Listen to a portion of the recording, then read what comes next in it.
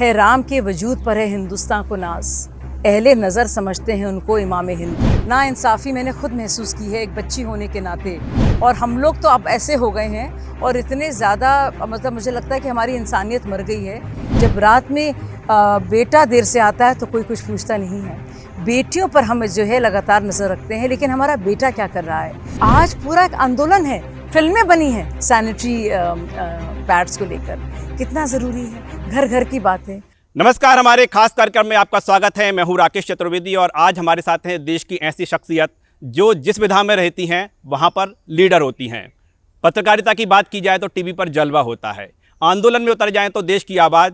और यही शख्सियत जब राजनीतिक मैदान में किसी दल को ज्वाइन करती है तो उनका हर एक बयान चर्चा का विषय बनता है। जी हाँ, आप सही पहचाने हैं, हम बात कर रहे हैं वरिष्ठ बीजेपी के नेत्री, बीजेपी के राष्ट्रीय प्रवक्ता शाजिया इल्मी जी का। और शाजिया जी हमारे साथ हैं।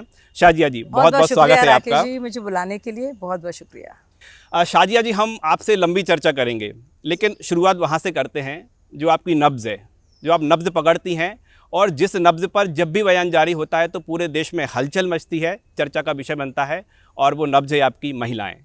बिल्कुल, आपने बिल्कुल सही पहचाना राकेश जी। और जिस तरह से हम लोग पले बड़े हैं, जिन घरों से हम लोग आए हैं, जो एक नाइंसाफ़ी मैंने खुद महसूस की है एक बच्ची होने के नाते, तो मुझे लगता है कि हम हर वक्त पर उस बच्ची के का जो दुख था मेरे अंदर का, जो शाजिया 12-13 साल की रही होगी, उस दुख को हमेशा याद रखना है और ये पूरी तरह से सुनिश्चित करना है कि कभी कोई और बच्ची उस उम्र की उसको इस तरह की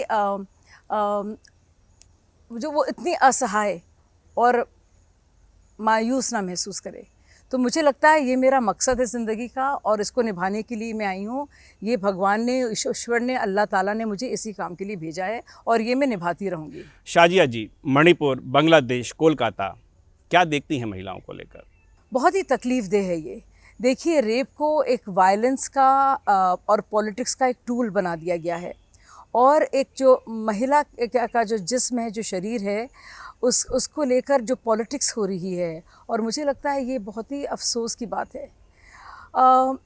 आप देखिए, कोलकाता का जो मामला आता है, मुझे याद है निर्भया आंदोलन, आप लोग को याद होगा, 2012 16 दिसंबर हम सब लोग सड़कों पे थे, और तब से अब तक 12 साल हो गए हैं।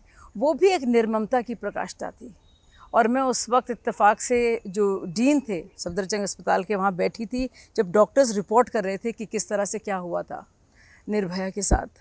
और वो जो एक सदमा है वो रहा है अंदर, और मुझे लगता है जो भी जानते हैं उनके दिल में एक घाव है, और ये हमारे सिर्फ निजी तौर पर सिर्फ हमारी बात नहीं है, ये पूरे देश के ज़मीर पर एक कलंक है। लेकिन जब ये घाव की बात होती है तो ये जख्म है, एक भरा नहीं होता, नया जख्म हो जाता है।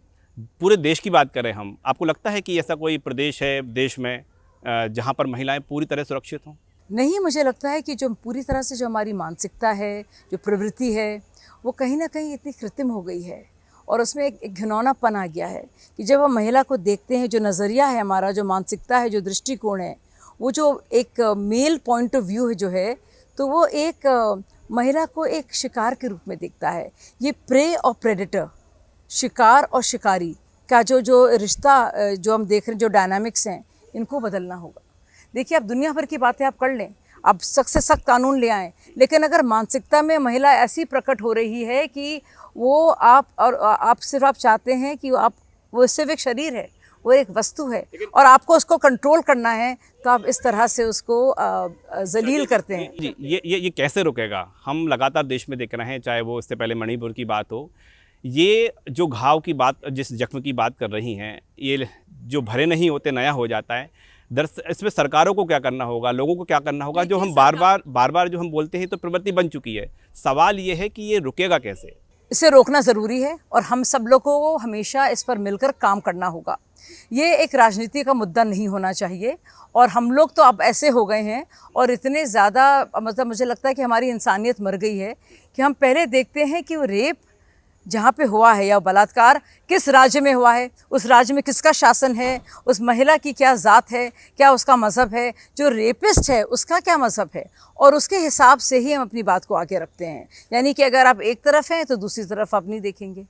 तो ये लगातार चल रहा है और उसको बदलने की ज़रूरत है। और मुझे लगता है जब हर एक स्कूल में, हर एक घर में, हर एक माँ, हर एक पिता, हर एक बहन भाई, हर एक गुरुद्वारे में, हर एक मस्जिद में, हर एक मंदिर में, हर एक कॉलेज में इसकी बार बार बात ना हो, हम सब जो एक प्रतिज्ञा होती है जो हमारे देश के प्रति है, जो हम लोग ने सब निभाने का बात करते हैं, जो पेरेंट्स से चर्चा शुरू करते हैं, लेकिन राजनीति आ ही जाती है। हम देखें कि देश में जितने भी राजनीतिक दल हैं, ये देखा जाता है किस देश में घटना हुई है, किस मज़हब में हुई है, उसके सपोर्ट वाले उसका लेकिन विपक्ष की बात करें, जो भी विपक्ष में होता है मुखर होता है। जी देखिए, आपने अन्ना हज़ारे आंदोलन का जिक्र किया और उसके बाद मुझे तो खैर पता भी नहीं था, मेरे फरिश्तों को खबर नहीं थी कि वो कभी पार्टी बनेगी, लेकिन वो पार्टी बनी और फिर मैं बहुत मायूस होकर उससे निकली और मैं 1 साल मैंने इंतज़ार किया। उस 1 साल में मैंने क्या देखा?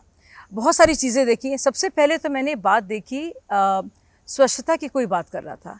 एक ऐसा इंसान था जो वही बात कर रहा था जो आप नफ्स की बात कह रहे हैं, जो घर घर महिलाओं के लिए शौचालय, इज़्ज़त घर की बात कर रहा था। उसी इंसान ने लाल किले पर क्या बोला था, आपको याद होगा पहली स्पीच में उन्होंने एक ऐसी बात कही थी जो सच मेरे दिल को छुई है। उन्होंने कहा, जब रात में बेटा देर से आता है तो कोई कुछ पूछता नहीं है।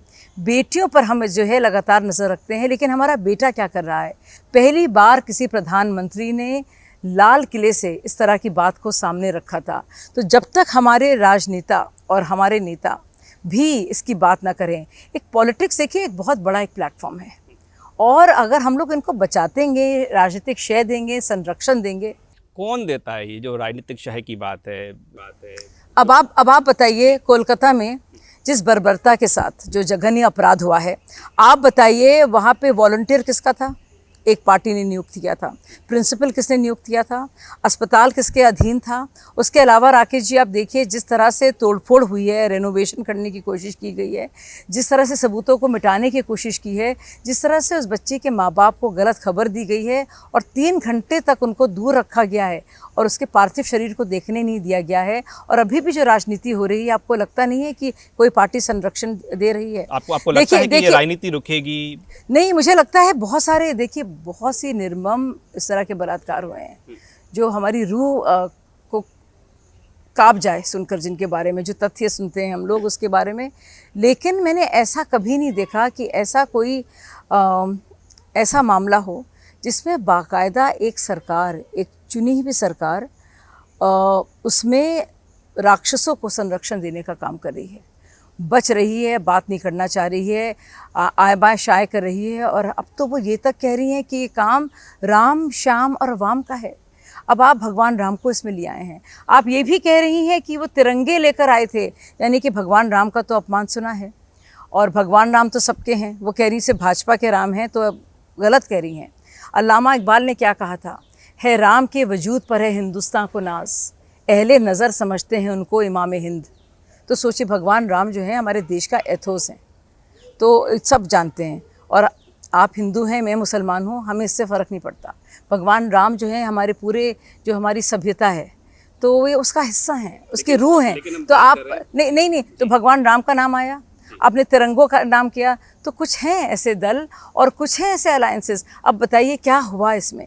4 दिन बाद कांग्रेस की सरकार ने इस पर कुछ टिप्पणी दी और ममता बनर्जी का नाम नहीं लिया। सोचिए अगर ये होता किसी बीजेपी शासित राज्य में, क्या कैंडल लाइट मार्चेस चल रहे होते, किस तरह के एडिटोरियल्स लिखे जा रहे होते, विदेश से फ़ोन आ रहे होते। बीजेपी ने एक रास्ता निकालने की कोशिश की और हम बात करें जम्मू कश्मीर की, वहाँ पर राष्ट्रपति शासन रहा, कहा जा रहा है कि जल्द ही अब चुनाव होने वाले हैं वहाँ पर।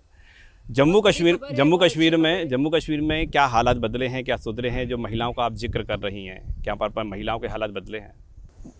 मुझे लगता है जब आप दहशतगर्दी को कम करते हैं, जब आप कुछ परिवारों का जो पूरा दबदबा है उसको हटाते हैं, जब आप पंचायत लेवल में काम करते हैं और आप लोकल पंचायत को और पंचों को मजबूत करते हैं और ग्रास रूट लेवल पर काम करते हैं, तो सबसे ज़्यादा फ़ायदा जो होता है महिलाओं को होता है।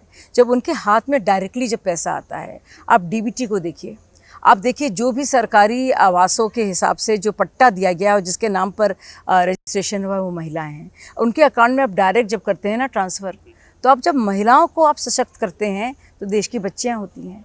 तो मुझे लगता है ये पहली बार हुआ है कि नारी शक्ति की बात इतने पुरजोर तरीके से। एक छोटी सी चीज़ बताती हूँ, इज़्ज़त घर तो बहुत बड़ी चीज़ है, लेकिन एक बात थी जो घरों के अंदर होती थी, हम लोग शर्माते थे कहने से, मेंस्ट्रुएशन की, माहवारी की। और आप देखिए आज पूरा एक आंदोलन है, फिल्में बनी हैं सैनिटरी पैड्स को लेकर, कितना ज़रूरी है, घर घर की बात है। हम सब देखिए मतलब कोई भी बच्ची या औरत अकेले अपने लिए तो नहीं बात कर रही है। आपको क्या लग रहा है जो इतनी इतनी चर्चाएं हुई, इतनी फिल्में बनी हुई हैं, अब जब चुनाव होंगे तो जम्मू कश्मीर की महिलाएं हैं, किधर होंगी, किधर झुकाव होगा उनका?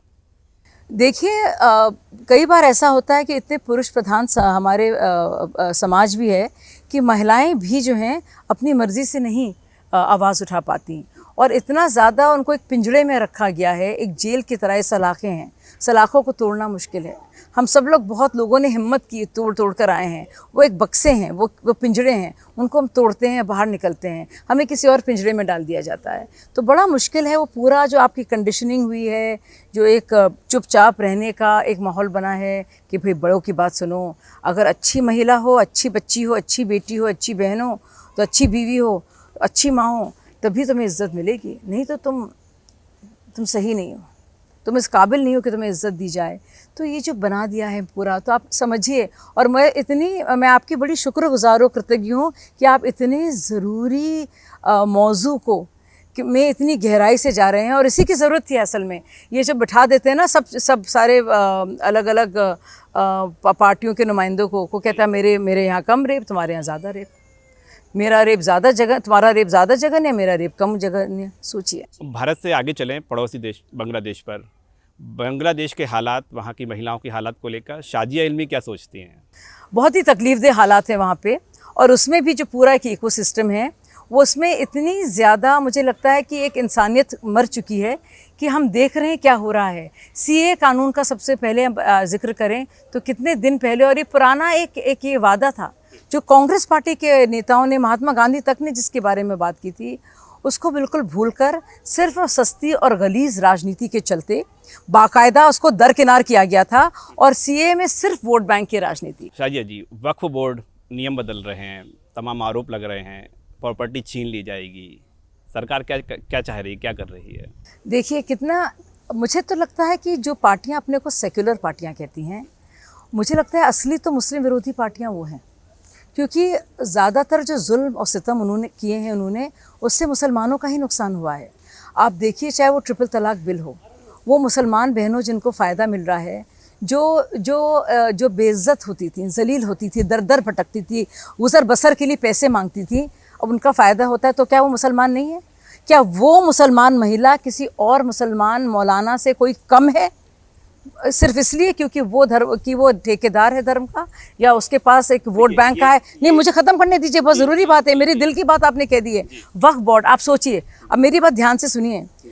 मैं साथ में भी इंक्लूड करना चाहूँगा, आप जो बात कहेंगी, वक्फ बोर्ड से कितना लाभ होगा न सिर्फ भारत का बल्कि दुनिया का हर मुसलमान ये जानना चाह रहा है कि जो नियम बदलेंगे मुसलमानों को कितना लाभ होगा? मैं दुनिया के हर एक, ना सिर्फ मुसलमान को, क्रिश्चियन को, हिंदुओं को, पारसियों को, सिखों को, बौद्धों को, जो भी हमारे हैं, मैं बताना चाहती हूँ कि एक देश है भारत, जिसमें जो मुसलमानों की संख्या है वो इंडोनेशिया और पाकिस्तान के बिल्कुल करीब है, यानी कि हर एक अरबी देशों से ज़्यादा है, ये सोचिए।